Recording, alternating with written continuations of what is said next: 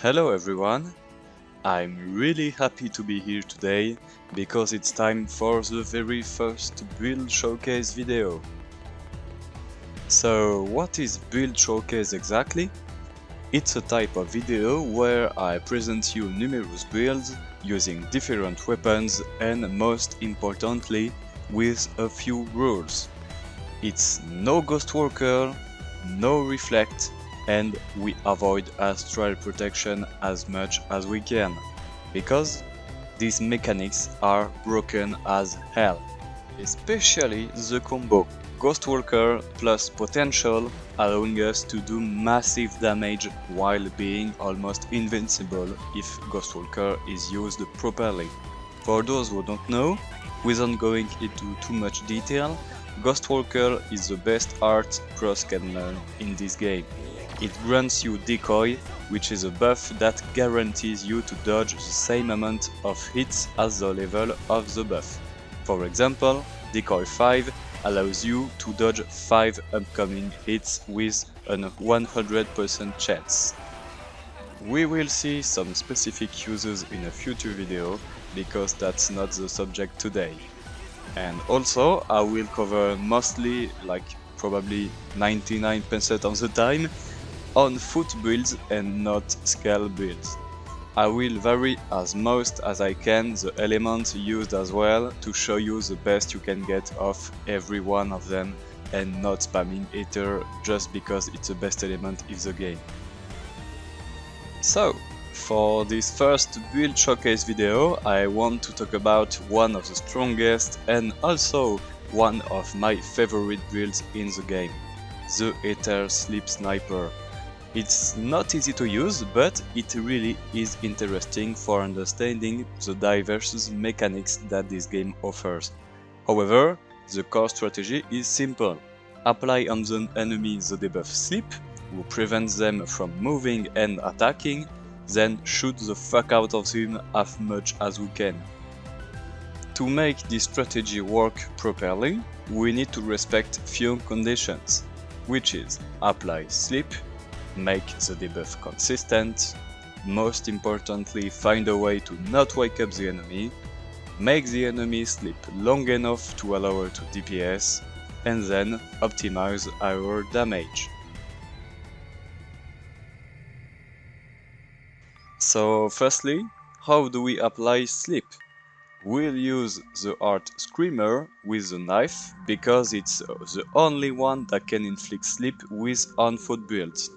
At level 5, Screamer inflicts Sleep 3, who lasts for 14 seconds.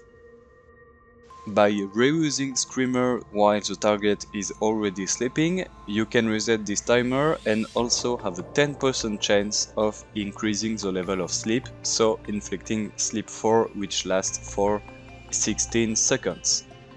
Of course, this is only valid if the art successfully lands and therefore reinflicts the debuff.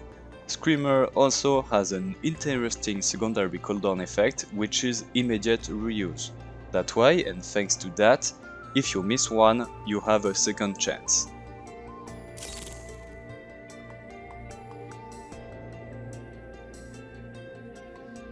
Okay, so now we need to make Screamer land consistently. And here comes the fun part. I'm not making you learn anything if I tell you that inflicting a debuff isn't always guaranteed, even if the hit lands. So what do I mean by that?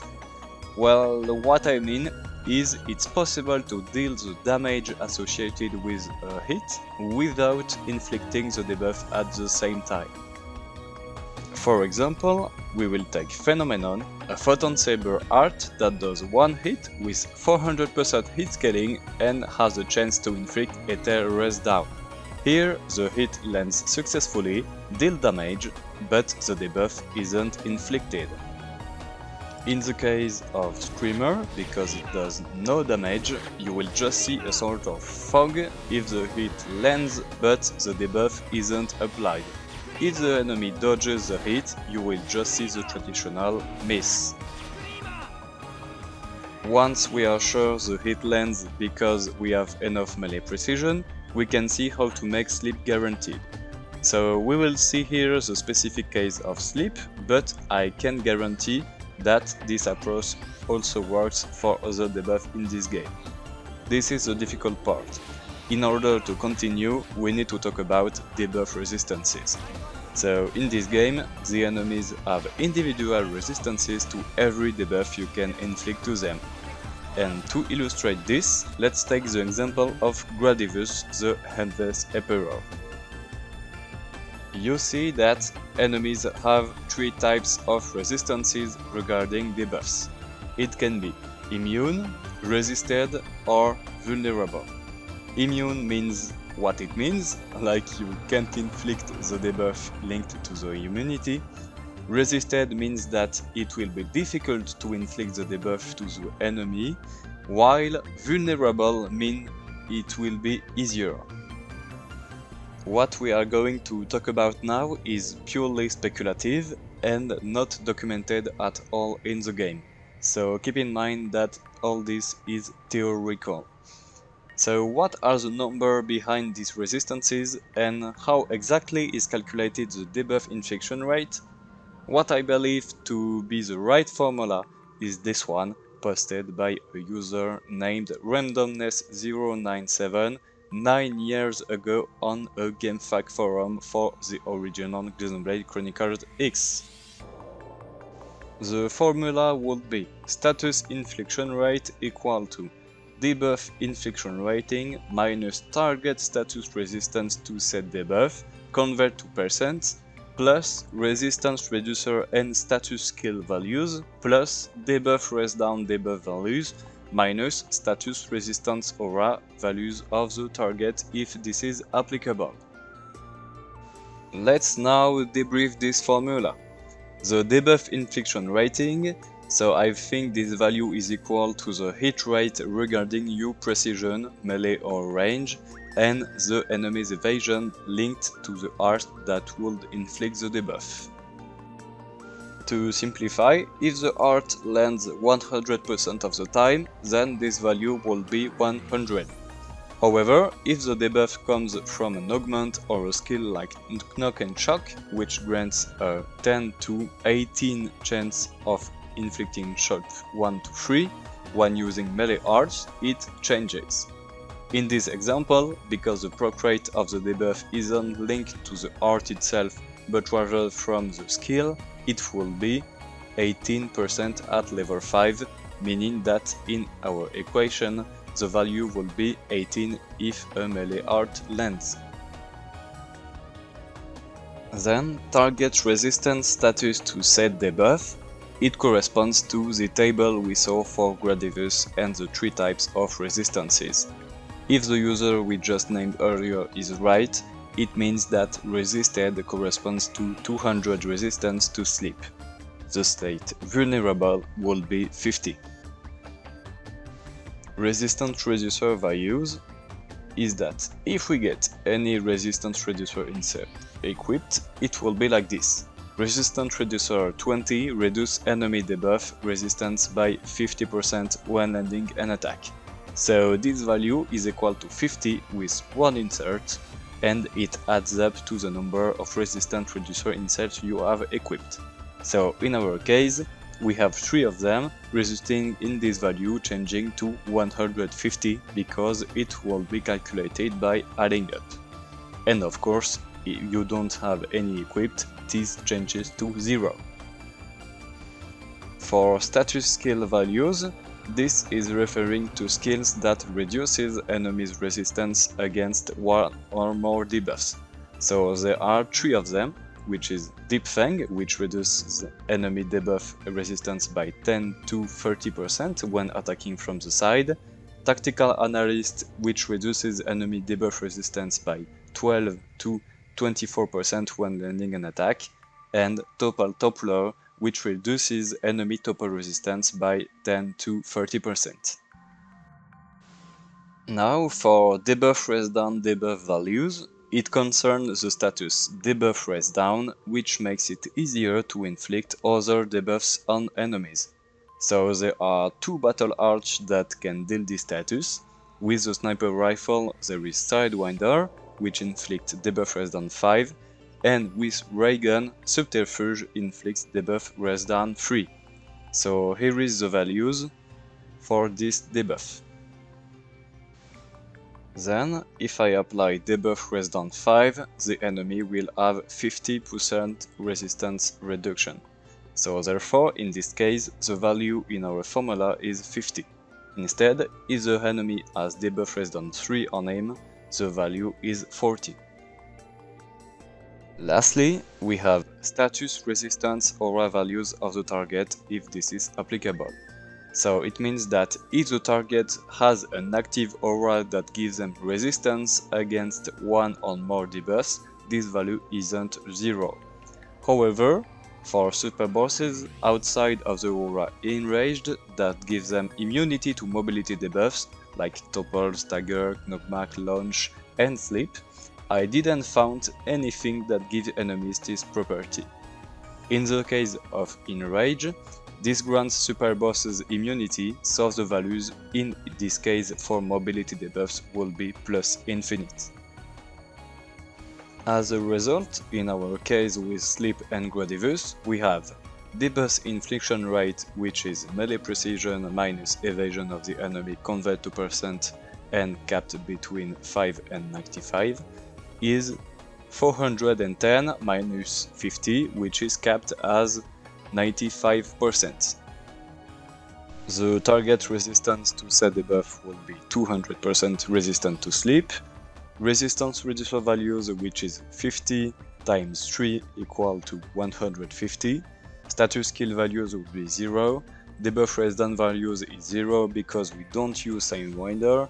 And status resistant aura values is none. So at last we get this formula, which is equal at final to 45% debuff infliction rate. So let's test to see if this formula is right. This should be logical, right? Right? Well, absolutely not. So I did 6 tests, 3 at day and 3 at night, like it would change anything, but we never know, it does more scientific that way. For each number of resistance reducer 20 on my gear. Also, I did 6 additional tries in a real situation while dealing damage to Gradivus, and then 1 more to show you something very interesting that I discovered.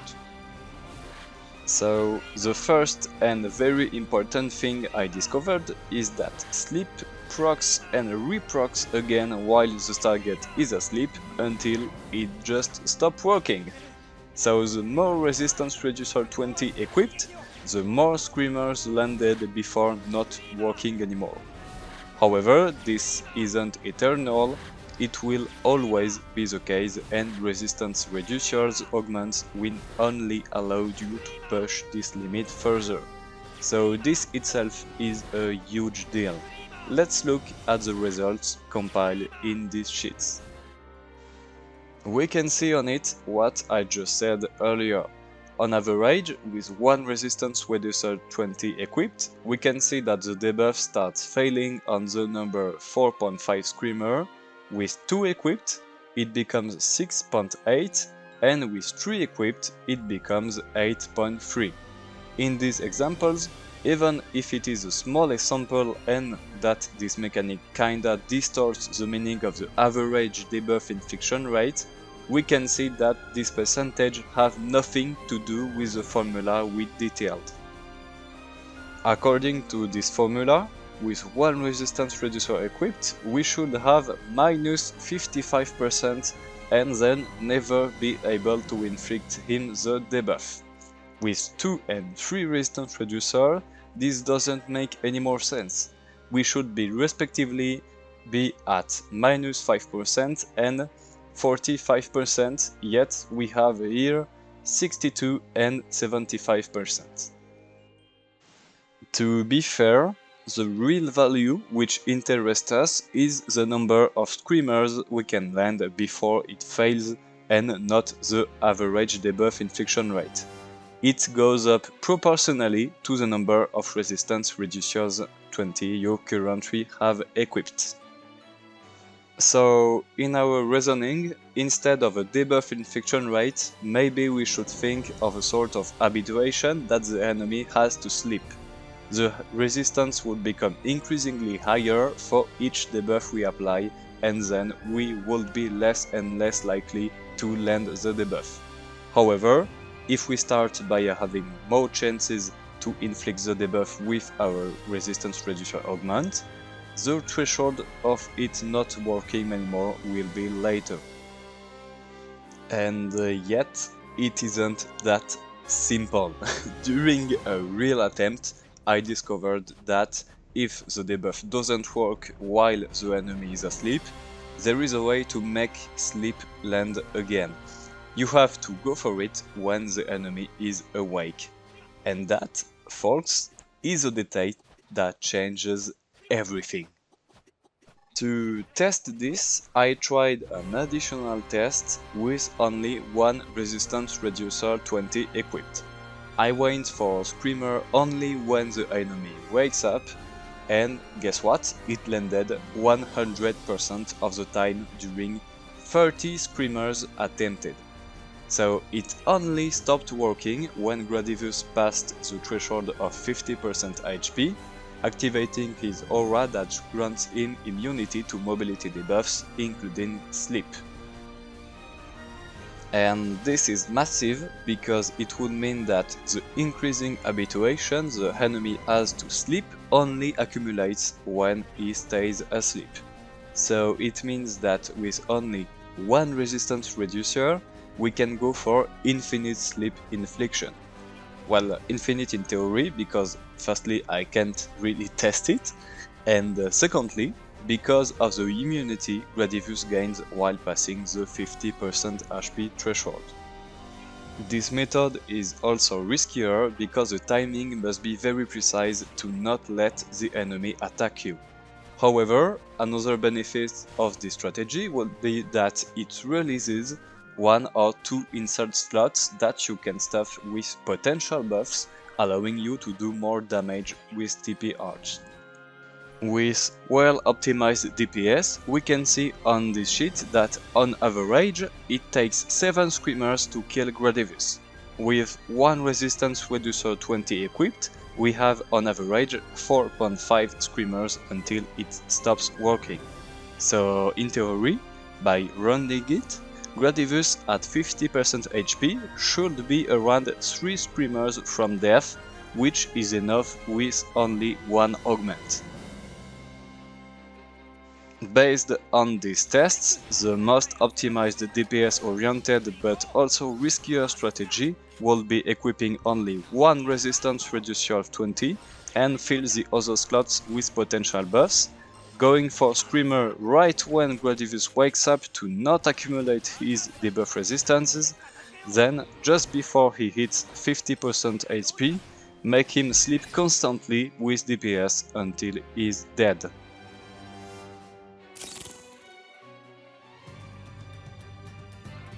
Okay, so now that we know the best strategy to make Gradius sleep, we need to keep him asleep while we're attacking him. What you need to know is that both auto attacks and arts awaken the enemy when they land. Breaking an appendage also does it. Therefore, we need to do something about these 3 issues. For auto attacks, you can either go for 2 soft touch 20 augments on new weapons, which grants each 50% chance of not waking a sleeping enemy when auto attacking, or the skill Gentle Approach, which grants a 100% chance of the same thing. Skill slots are very precious, especially in this build, so you should go for 2 soft touch 20 on your weapons. In addition, this augment is very easy to get on endgame weapons, so you won't have too much trouble with having 2 of them. For arts, there isn't such a choice. You must go for the skill Feather Touch, which grants you a 100% chance of not waking a sleeping enemy when attacking with an art. In order to not break appendage, we're going for another skill, Core Crusher, which does Ether attribute attacks not damaging enemy appendages, but deal plus 150% primary damage when targeting them. So without going into too much detail, this skill is simply the best in the game due, among others, to its enormous damage buff. Here it allows us to not risking in any way of breaking appendages and so to not waking up the enemy. Keep just in mind that you must always target enemy appendages to gain the damage boost, and it does not work on the main body.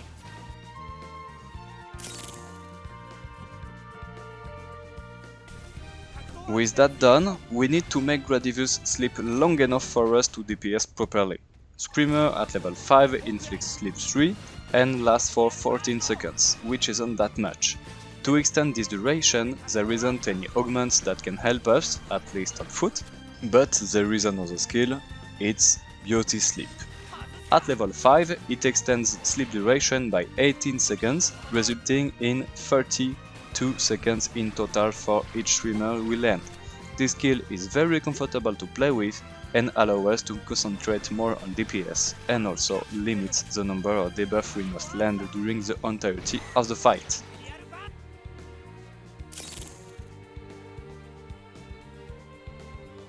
The last step to make this build work is to optimize our damage.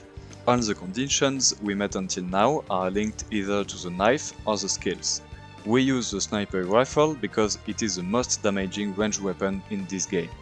For the arts, we're gonna use full specs for our aura, Hawkeye and Eagle Eye to buff our ranged attack and critical hits, Screamer to apply sleep, Black Butterfly to apply Ether Race Down on the target, boosting even further our damage, Slayonet, Shrapnel and Afterburner for the very high damage they provide. For the damaging skills, we're gonna use Combo Gunner and Unpleasant Dream. The other slots are used to make the build work. To help us calculate the most efficient gear, let's use the Nuxon calculator developed by a user named ShironRR among others on Reddit. I will give the link in the description, you must need to do a copy to modify it. At this point, I was wondering which inserts would give me the best DPS. Either 3 range attack up plus 1 ranged attack boost plus 2 50% damage boost, or 3 range attack up plus 3 50 damage boost. If you didn't know whether it is enemy exploit inserts like Theoroid Slayer or element based insert like Ether Attack, it has the same value in total. So I did the calculations with the help of this calculator and this is what I came up with. TP arts and normal arts being different and not using the same stats does that damage differs for the two of them depending on the gear equipped. What's important here is the rotation total damage calculation, where we can see that the 3 range attack up, 1 range attack boost and 2 50% damage boost is around 90,000 damage higher than the other build in average.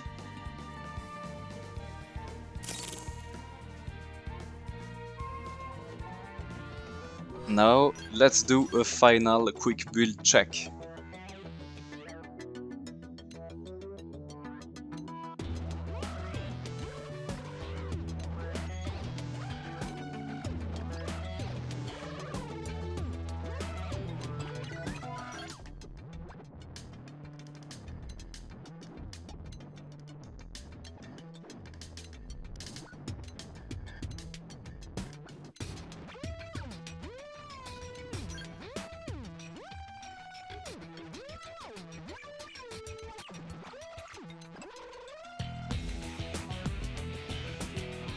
Be sure to check if the enemy is immune or not to sleep before going into a fight. And in fact, for every other super boss except Gradius, they are immune to sleep. Also, be sure to refresh often your buffs with full specs, Hawkeye, Eagle Eye, and to apply Ether Race Down with Black Butterfly. Lastly, just before going to action, I just wanted to clarify a thing or two. In my damage rotation, I use Slayonet just after using a melee art. It's because it does plus 125% damage in a melee combo and allows me to start proccing my combo gunner skill for upcoming sniper arms. So this way is the most optimized way to start the damage rotation. Now, place to practice!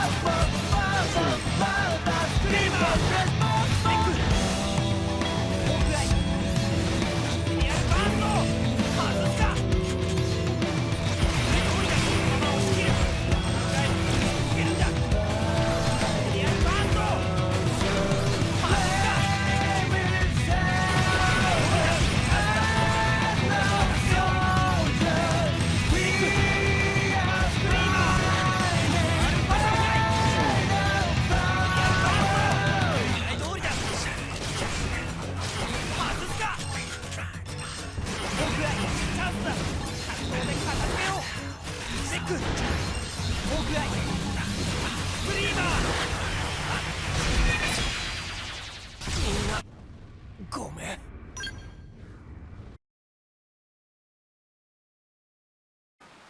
So the two main weaknesses of this build is that it depends on an eventual sleep immunity and that it's heavily focused on one-to-one fights. It can't really handle 3 or more enemies if they are strong. Before we finish today's video, a small disclaimer. This build, as long as you respect all 5 conditions we mentioned earlier, is possible with every ranged weapon that does good damage. We used the sniper rifle because it's the most damaging weapon, but I really love it with dual guns too. You can use anything you want for a ranged weapon with the Ether element and Core Crusher, even if it works best with the sniper rifle than with the dual guns. That's all for today, folks. I really enjoyed doing all this research, and especially for a build I love.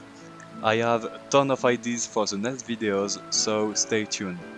In the meantime, I wish you a great day and take care.